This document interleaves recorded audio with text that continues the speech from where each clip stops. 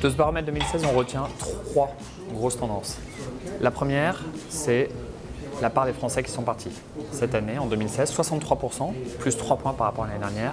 Il y a un vrai besoin de la part des Français de partir en congé, en loisirs et de se réoxygéner dans un contexte géopolitique parfois un peu compliqué. Le deuxième chiffre, c'est 77%. 77%, c'est la part des Français qui réservent aujourd'hui et qui préparent leur voyage sur Internet.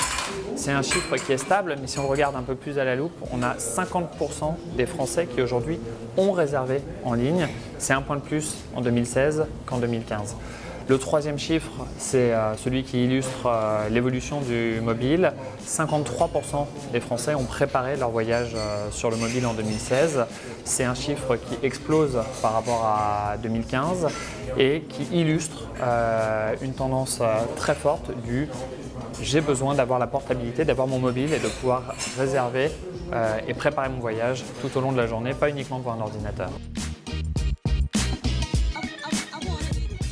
Ça fait 15 ans effectivement qu'on fait le baromètre et là on voit une explosion vraiment et d'une année sur l'autre. On a 14 points de plus de Français qui ont préparé ou réservé grâce à leur mobile ou tablette ou leur phablette en fait.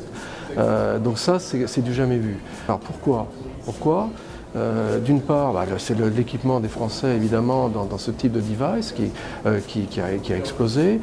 C'est un média extrêmement complet, on met tout dessus maintenant, même la biométrie, ça devient quelque chose d'extrêmement personnel qu'on a toujours sur soi, qu'on utilise de plus en plus, avec lequel on va sur les réseaux sociaux, avec lequel justement on prépare, on réserve, on consulte ses comptes bancaires, c'est-à-dire c'est quelque chose qui nous accompagne totalement et de manière intime. Et ça a une énorme conséquence sur l'industrie touristique, parce que ça veut dire que maintenant, il y a des Français qui mettent même de côté un budget avant de partir pour pouvoir le consommer une fois qu'ils sont sur place, parce qu'ils savent qu'ils auront accès à l'information touristique localement, avec des produits géolocalisés, avec des offres spéciales, avec des horaires qu'ils vont pouvoir consulter, des prix, des réservations, qu'ils vont pouvoir faire en temps réel, même pour quelque chose qui va se dérouler un tout petit peu après, en parc de loisirs, en musée, en restauration, en hébergement ou en transport.